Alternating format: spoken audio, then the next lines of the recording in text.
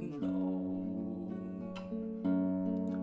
Em có nghe sân trường vắng tiếng vui chơi, và em có nghe bao người lữ khách đang ước mơ về mái ấm. Em có nghe mùa đông nói mình sao may mắn. Em có hay mùa đông mây bay gió lạnh. Em có hay đông về nhắc khúc yêu thương. Và em có hay khi mùa đông tới, khi chúng ta yên bình vui sống. Em có hay mùa đông nói mình sao ấm êm.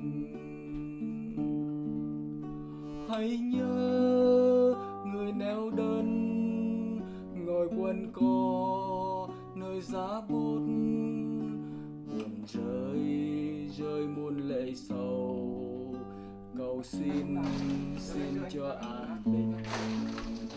Hãy nhớ người neo đơn ngồi quanh co nơi giá bút, buồn rơi muôn lệ sầu, cầu xin ban đừng cô đơn.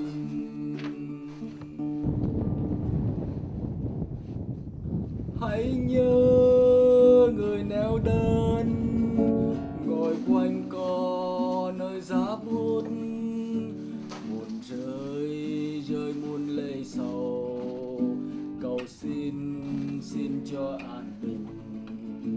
Hãy nhớ người neo đơn ngồi quanh co nơi giá bút, buồn rơi muôn lệ sầu, cầu xin ban đừng cô đơn.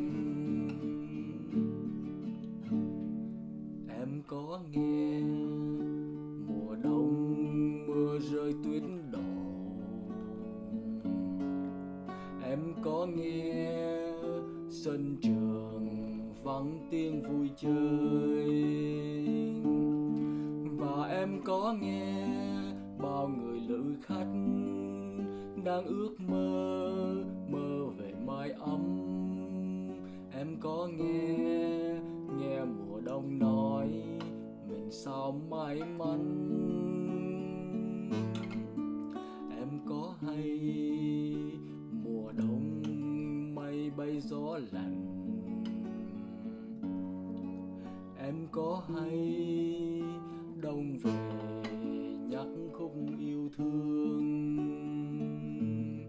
Và em có hay khi mùa đông tới, khi chúng ta yên bình vui sống.